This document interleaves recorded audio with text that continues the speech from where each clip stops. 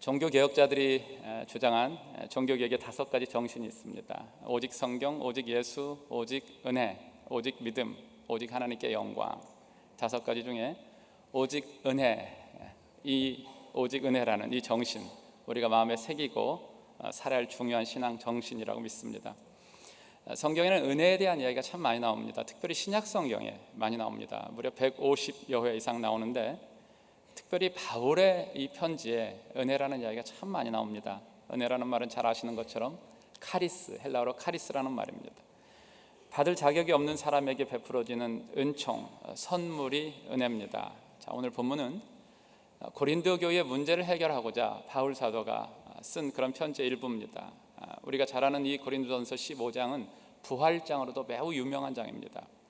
예수님의 부활이 실제 일어난 사건이었다는 것을 바울 사도가 쭉 설명을 해갑니다.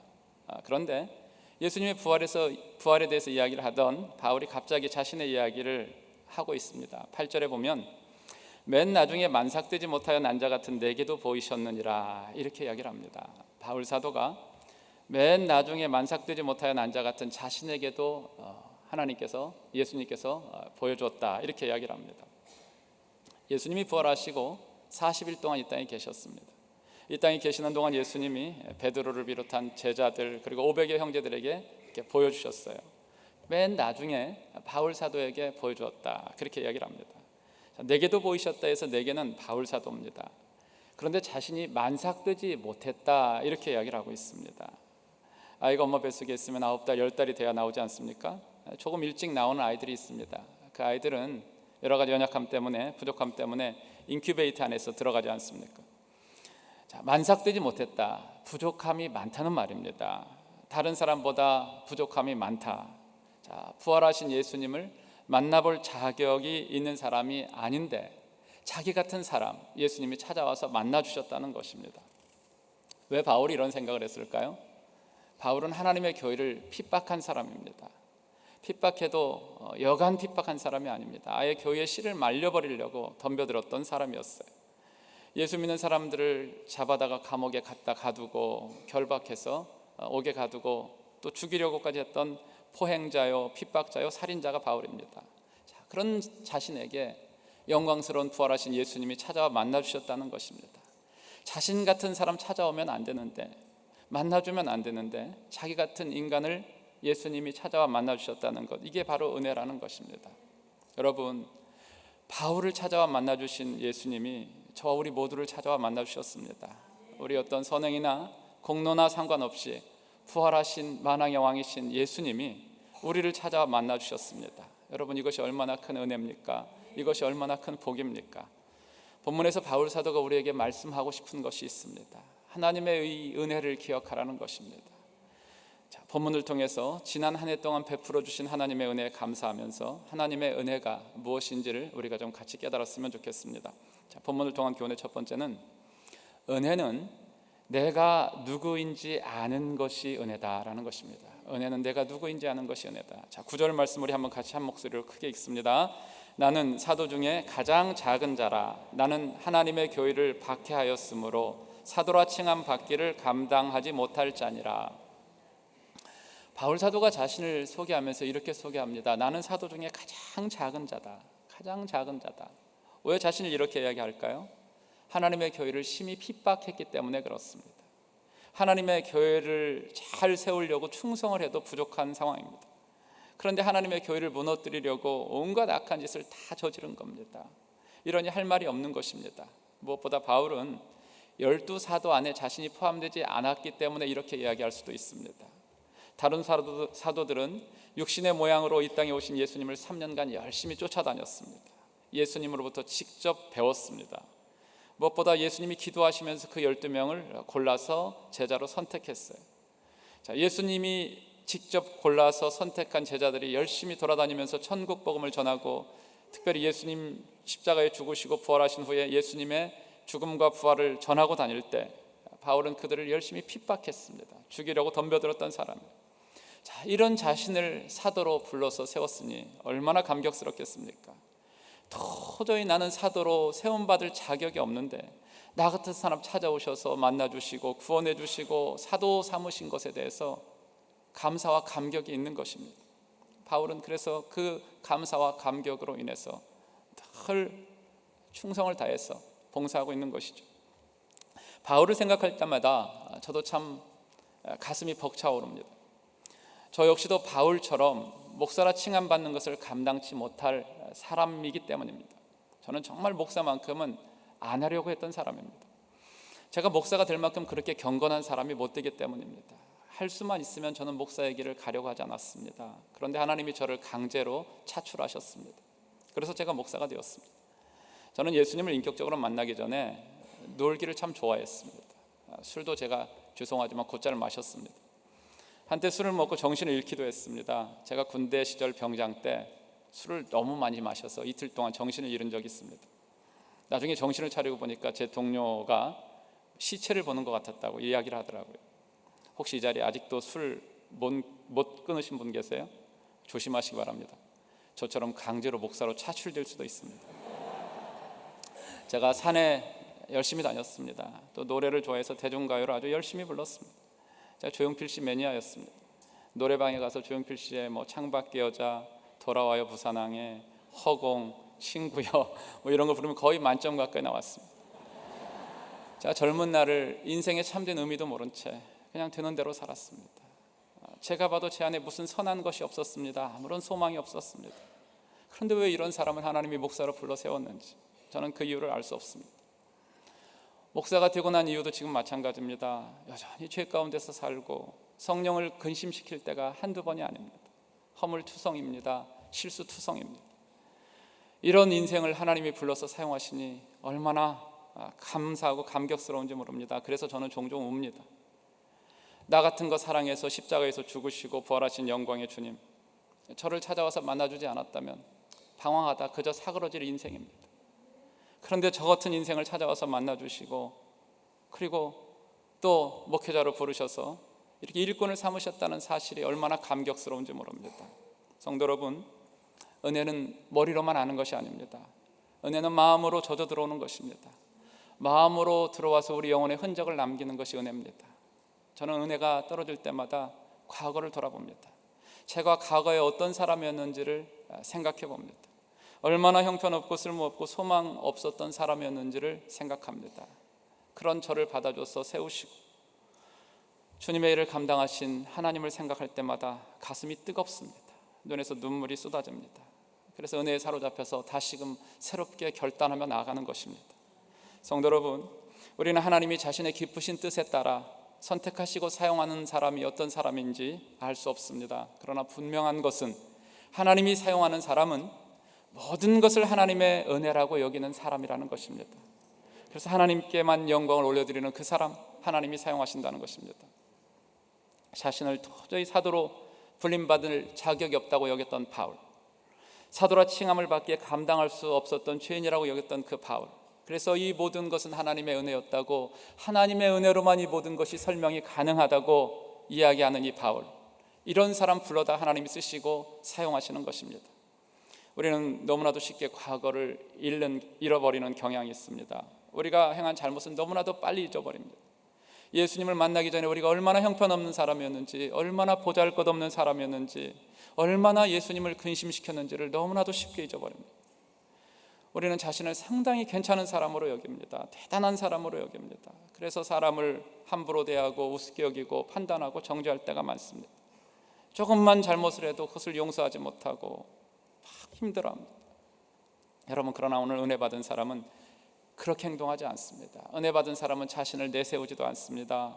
은혜 받은 사람은 겸손합니다. 모든 것은 나의 나된 것은 하나님의 은혜였다고 고백하는 사람입니다. 그래서 하나님께만 영광을 올려드리는 것입니다. 여러분, 우리 모두가 바울 사도처럼 자기 자신을 좀 정확하게 직면하시기 바랍니다. 내가 과거에 어떤 사람이었는가, 지금 좀 나아졌다고 하지만 여전히 어떤 사람으로 살아가고 있는가, 자신을 좀 돌아보시길 바랍니다. 도저히 사랑받을 수 없고, 도저히 구원받을 수도 없고, 도저히 쓰임받을 수도 없는 나 같은 사람 데려다 쓰시는 하나님의 그 은혜와 사랑에 감사합니다. 나의 나된 것은 온전히 하나님의 은혜였다고 고백하는 저와 우리 모두가 되기를 주님의 이름으로 축복합니다. 자, 오늘 본문을 통해서 배우는 교훈의 두 번째는, 은혜는 하나님이 하신 것을 아는 것입니다. 하나님이 하신 것을 아는 것이 은혜라는 것입니다. 자, 우리 10절 말씀 같이 한번 한 목소리 읽습니다.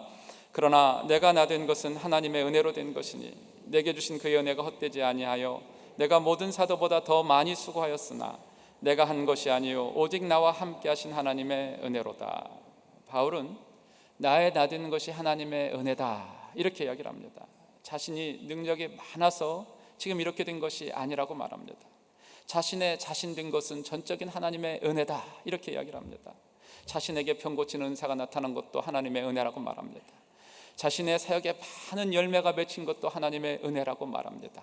자신이 이방의 사도가 되어서 많은 교회를 세운 것도 하나님의 은혜라고 말합니다.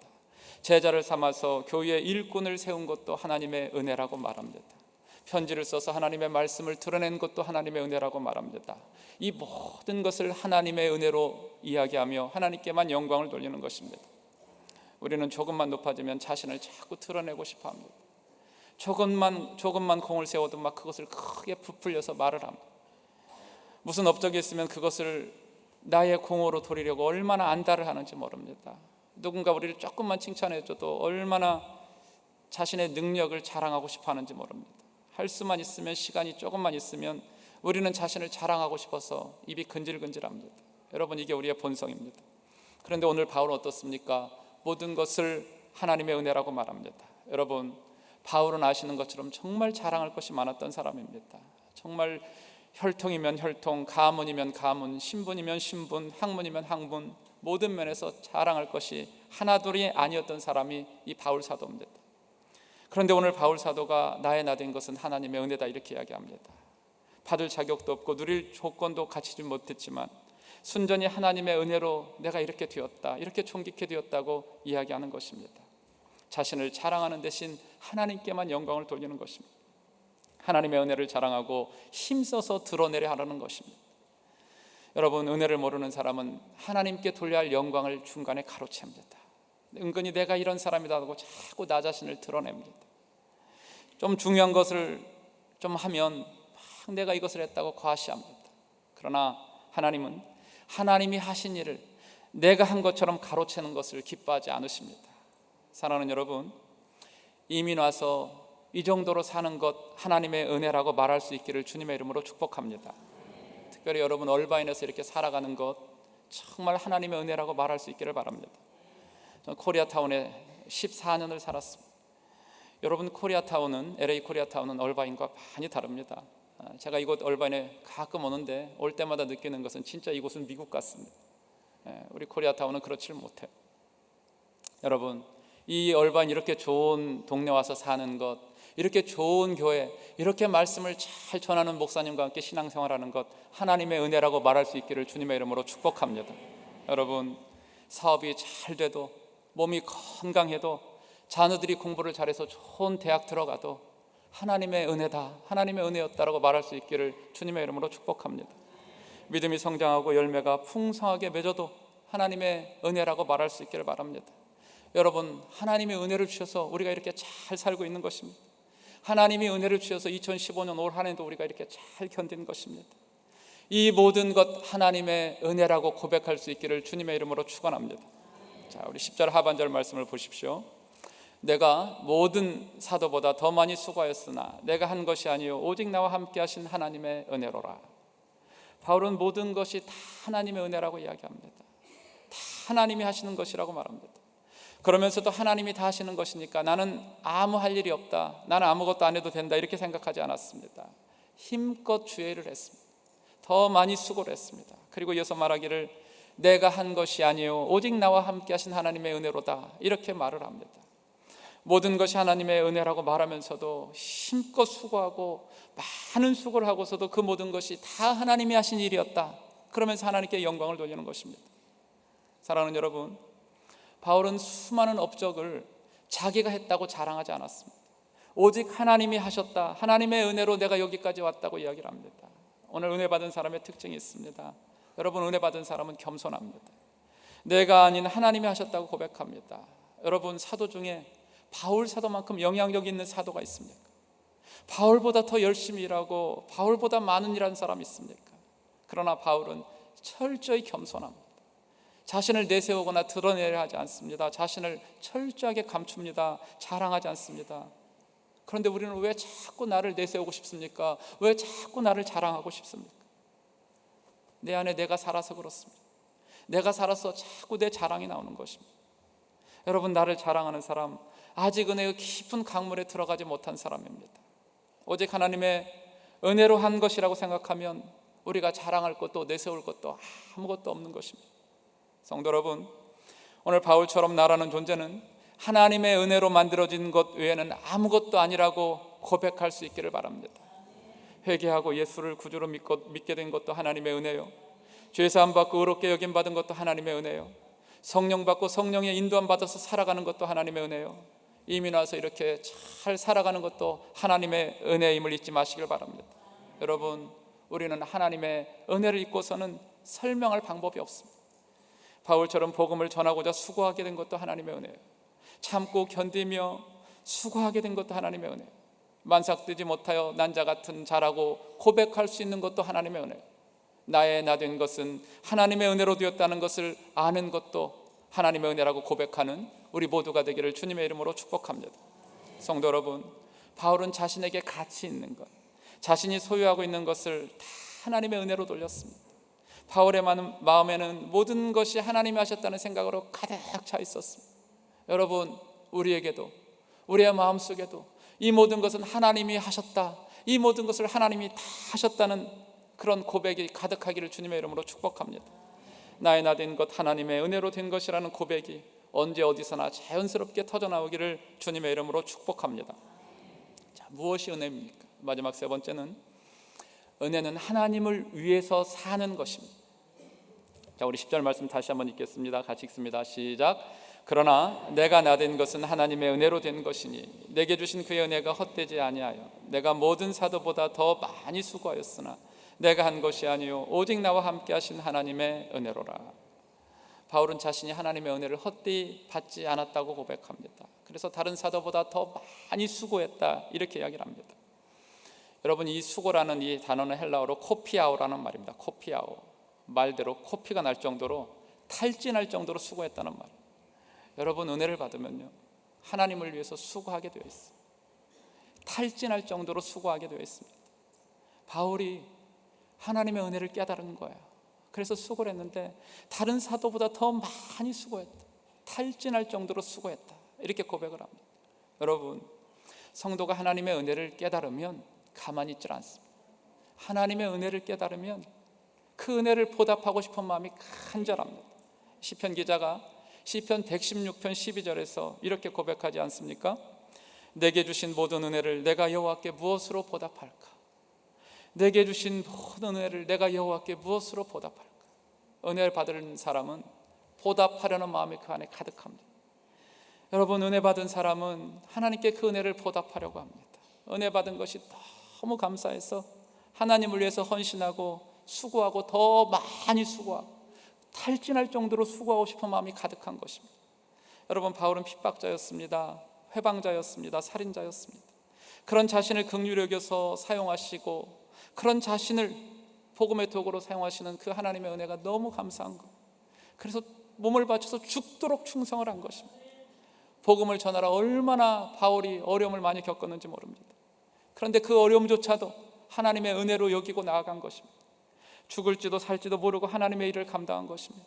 여러분, 성도가 하나님의 은혜에 사로잡히면 눈에 뵈는 게 없습니다. 물불을 가리지 않습니다. 주님의 일에 달려들고 덤벼들고 뛰어듭니다. 어떻게 하면 주님을 기쁘시게 할까? 어떻게 하면 주님이 기뻐하시는 향기로운 제물이 될 수 있을까? 오직 이것만을 생각하는 겁니다. 그래서 힘을 다해서 수고하는 것, 잠을 자지 않아도, 몸이 좀 힘들고 고단해도 괜찮아, 주변의 사람들이 손가락질을 하고 원성을 해도 괜찮습니다.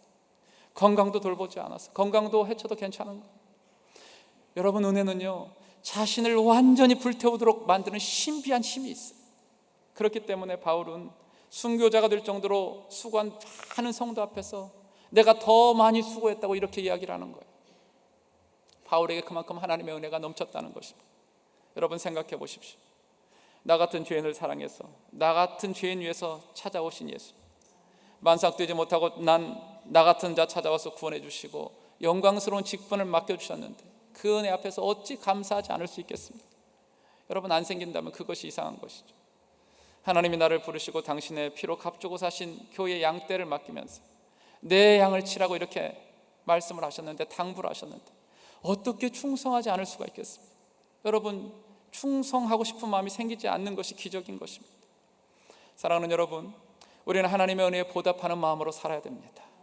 그러나 우리가 무조건 수고하고 봉사한다고 해서 은혜를 제대로 받았다고 말할 수 없어요. 여러분, 은혜에 보답하기 위해서 우리가 헌신하는 것은 매우 귀한 일입니다. 그러나 은혜를 제대로 받았는가의 여부는 수고하고 난 후에 우리의 반응에 달려 있습니다. 수고하고 난 후에 성질을 부리고 마지못해서 하는 것처럼 막 짜증을 부리고 그런다면 여러분, 그것은 은혜로 하는 것이 아닙니다. 바울 사도가 뭐라고 고백을 합니까? 내가 모든 사도보다 더 많이 수고하였으나 내가 한 것이 아니요 오직 나와 함께 하신 하나님의 은혜로라. 우리는 조금만 수고하면 막 드러내고 싶지 않습니까? 누가 좀 알아주기 원하지 않습니까? 목사님이 막 인정해주기 원하지 않습니까? 그러지 않으면 얼마나 서운해합니까? 여러분, 이것은 은혜를 제대로 받은 것이 아닙니다. 여러분, 우리의 수고와 헌신이 하나님의 은혜의 결과임을 믿으시길 바랍니다. 부족한 나 부르셔서 이런 수고하게 하심 감사하시길 바랍니다. 여러분, 사람 없어서 나 같은 사람 데려다 쓰는 것 아닙니다. 지금이라도 하나님께서 쓰시려고 한다면 얼마나 하나님의 일에 목숨 걸고 뛰어들고 덤벼들 사람 하나 둘이 아닙니다. 나 같은 인생 많은 사람 제쳐두고 데려다 쓰시는 하나님의 은혜에 감사하시길 바랍니다. 하나님이 쓰실 때 수고하고 탈진할 정도로 수고하고 더 많이 수고한, 그리고 그것조차도 하나님의 은혜라고 고백할 수 있는 저와 우리 모두가 되기를 주님의 이름으로 축원합니다. 사랑하는 여러분, 우리는 하나님의 은혜가 있으면 참을 수 있습니다. 하나님의 은혜가 있으면 어려워도 계속해서 달려나갈 수 있습니다. 하나님의 은혜만 있으면 고달파도 우리에게 맡겨진 사명을 끝까지 잘 감당할 수 있습니다. 그래서 우리에게는 하나님의 은혜가 절대적으로 필요한 것입니다. 여러분, 하나님이 올 한 해 우리에게 정말 많은 은혜를 주셨습니다. 왜 이렇게 많은 은혜를 주셨을까요? 고린도서 9장 8절 말씀 우리 한번 같이 한 목소리 읽습니다. 시작. 하나님이 능히 모든 은혜를 너희에게 넘치게 하시나니 이는 너희로 모든 일에 항상 모든 것이 넉넉하여 모든 착한 일을 넘치게 하게 하려 하심이라. 하나님 우리에게 은혜를 주신 이유가 있습니다. 하나님이 능히 모든 은혜를 우리에게 넘치게 주시는 이유가 있습니다. 우리로 말미암아 모든 일에 항상 모든 것이 넉넉하여 모든 착한 일을 넘치게 하게 하기 위함이라는 것입니다. 자, 그럼 우리가 해야 할 착한 일은 무엇일까요? 여러분, 예배를 잘 드리는 것입니다. 먼저 예배자가 되십시오. 사역에 앞서서 먼저 예배를 잘 드리는 예배자가 되십시오. 그 다음에 맡겨진 사역을 잘 감당하십시오. 그것조차도 하나님의 은혜로 주어진 것이라고 여기고 잘 충성을 다해서 감당하십시오. 무엇보다 하나님의 소원인 잃어버린 영혼을 구원하는 일에 새해는 열심을 내시길 바랍니다. 한 영혼이라도 주님 앞으로 인도하는 일에 앞장서는 여러분 되시길 바랍니다. 사랑하는 여러분, 새해는 하나님의 은혜를, 충만한 은혜를 많이 받으시길 바랍니다. 그래서 하나님의 이 선한 일에 부유한 삶을 사시길 바랍니다. 날마다 하나님의 은혜에 보답하는 마음으로 사시길 바랍니다. 셰익스피어가 그의 작품 리어 왕에서 이런 이야기를 했습니다. 은혜를 모르는 자식은 부모가 독사에게 물린 것보다 더 마음을 아프게 한다. 여러분, 하나님의 은혜에 보답하는 마음으로 사십시오. 우리 예수님이 그렇게 사셨습니다. 하나님의 소원을 위해서 이 땅에 오셨습니다. 자신을 낮추시고 수치와 조롱을 당하셨습니다. 온갖 고난과 핍박을 당하시고 마침내 십자가에 못 박혀 피 흘려 죽으셨습니다. 예수님이 하나님 아버지께 죽기까지 순종하신 결과로 저와 우리 모두가 구원받고 하나님의 자녀가 되고 영생을 얻었습니다. 여러분, 우리 모두가 예수님처럼 이렇게 사시길 바랍니다. 조금 더 낮아지고 어려움을 당해도 하나님이 영광을 받으신다면 기꺼이 맡겨진 일을 감당하기를 주님의 이름으로 축원합니다. 예수님만 높이고 예수님의 이름이 존귀 여김을 받는다면 힘들어도 잘 감당하시길 주님의 이름으로 축복합니다. 여러분, 오늘 은혜를 받은 사람은 하나님을 위해서 삽니다. 어떤 수고도 마다하지 않습니다. 그리고 모든 것은 하나님의 은혜였다고 고백하는 사람입니다. 하나님을 위해서, 하나님의 영광을 위해서 탈진할 정도의 수고도 마다하지 않고 감당하는 가운데 하나님이신 그 은혜로 우리에게 맡겨진 일들을 잘 감당하여 하나님께 영광 돌리는 저 우리 모두가 되기를 주님의 이름으로 축원합니다. 결론입니다. 저는 어머니가 비교적 늦은 나이인 40살에 임신을 했습니다. 어머니가 저를 낳지 않으려고 조산원을 운영하시는 숙모님한테 가서 낙태 수술을 하셨다고 그래요. 자궁에서 아이를 긁어냈는데 아이가 죽지 않고 자라는 거예요. 어머니가 놀라셔서 그 당시에 특별한 민간요법이 없으니까 간장을 많이 드셨다고 그래요. 간장. 제가 이렇게 까만 것은 그때 간장을 너무 많이 먹어서 그런 게 아닌가, 그런 생각을 가끔 해보게 됩니다. 그렇게 태어났는데 가정이 너무 많이 어려웠습니다. 설상가상으로 저희 아버지가 초등학교 5학년 때 돌아가셨어요. 그러지 않아도 힘든데 아버지 돌아가시고 나니까 더 힘들어졌습니다. 어머니가 행상을 하셨습니다. 그래서 행상을 하는 그 어머님께 효도하려고 교회를 다녔어요. 근데 교회가 제게 그렇게 크게 저를 이렇게 도움을 주지를 못했던 것 같아요. 상업고등학교를 들어갔습니다. 그리고 고등학교 3학년 전에, 졸업 전에 은행에 들어갔습니다. 낮에는 은행에 다니고 밤에 야간대학을 다녔습니다. 군대를 다녀오고 대학원에 갔습니다. 그러다가 직장에서 한 분을 만나서 예수님을 인격적으로 만났습니다. 그리고 직장에서 직장 사역을 했습니다. 낮에는 은행 본점에서 열심히 일했습니다. 그리고 밤에는 우리 직원들을 상대로 전도하고 제자 삼는 일을 13년 동안 감당을 했습니다. 그러다가 한 목사님을 통해서 미국에 오게 되었고, 정말 하고 싶은 공부인 경영학 대신에 신학을 공부하게 되었습니다. 원치 않던 목사 안수를 받았고 정말 원치 않던 개척교회를 하게 되었습니다. 6년 전에 LA 코리아타운에서 개척된 교회가 이제 정말 하나님 은혜를 많이 주셔서 성도들이 많이 모이고 하나님을 찬양하며 예배하는 그런 교회가 되었습니다. 정말 돌아보면 하나님이 그동안 얼마나 많은 은혜를 베풀어 주셨는지 모릅니다. 여러분, 제가 한 일은 아무것도 없습니다. 그저 하나님 앞에 엎드려서 기도하고 하나님께 은혜를 구했을 뿐입니다. 하나님 불쌍히 여겨주세요. 하나님 긍휼히 여겨주세요. 하나님 도와주세요. 하나님 도와주세요. 하나님 앞에 나가서 기도한 것 외에는 제가 특별히 한 게 없어요. 하나님이 시마다 때마다 많은 은혜를 주셨습니다. 그 은혜가 너무나도 크고 그 은혜가 너무나도 감사해서 수고하고 또 수고, 탈진할 정도로 수고하려 하는 것입니다.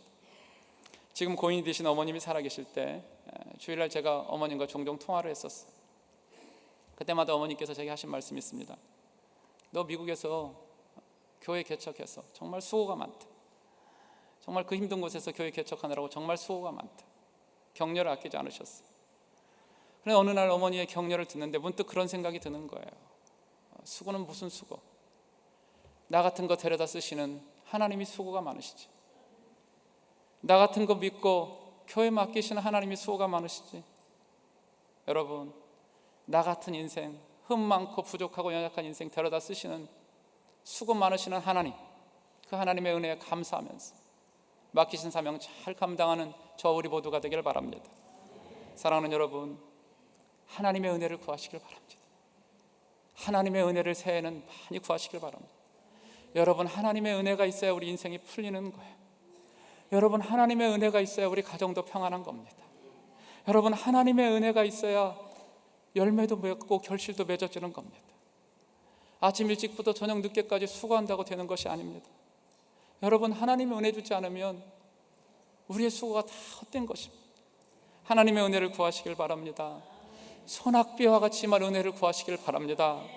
폭포수같이 쏟아 부어주시는 하나님의 은혜를 구하시길 바랍니다. 어제 저녁에 설교를 준비하느라고 노트북을 켰는데 노트북이 안 되는 거예요. 작동이 안 되는 거예요.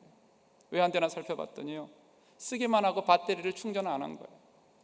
여러분, 은혜는요 한 번만 받았다고 되는 것이 아니에요. 날마다 순간마다 하나님의 은혜를 받으셔야 돼요. 그래야 세상에서 능력 있는 삶을 살 수 있는 거예요. 그리스도인으로서 우리에게 맡겨진 사명을 감당하며 살 수 있는 것입니다. 날마다 순간마다 하나님의 은혜를 구하시길 바랍니다. 사랑하는 여러분, 성경의 처음은 하나님의 창조입니다. 성경의 중간은 예수님의 구원입니다. 성경의 마지막 결론은 무엇일까요? 은혜입니다. 요한계시록 22장 21절 말씀 우리 같이 한번 한 목소리 읽습니다. 주 예수의 은혜가 모든 자들에게 있을지어다. 다시 한번요. 주 예수의 은혜가 모든 자들에게 있을지어다. 예수님의 은혜가 우리에게는 정말 필요합니다. 새해를 맞는 우리에게 정말 필요한 것은 예수 그리스도의 은혜입니다. 이 은혜가 베들교회와 이곳에 참석한 모든 성도님들의 개인, 가정, 삶, 자녀, 직장, 사업에 넘쳐나기를 주님의 이름으로 축복합니다. 여러분, 하나님의 은혜로 우리가 오늘 2015년 마지막 날 이 자리까지 왔습니다. 모든 것이 하나님의 은혜였습니다. 그 크신 하나님의 은혜, 그 크신 하나님의 사랑에 감사합니다. 하나님의 은혜에 보답하는 심령으로, 그 마음으로 주님을 위한 어떤 수고도 마다하지 않는 탈진할 정도로 수고하며 하나님의 은혜 얻노라고 고백하며 하나님께 영광 돌리는 저와 우리 모두가 되기를 주님의 이름으로 축원합니다. 주신 말씀 생각하면서 같이 한번 찬양하겠습니다.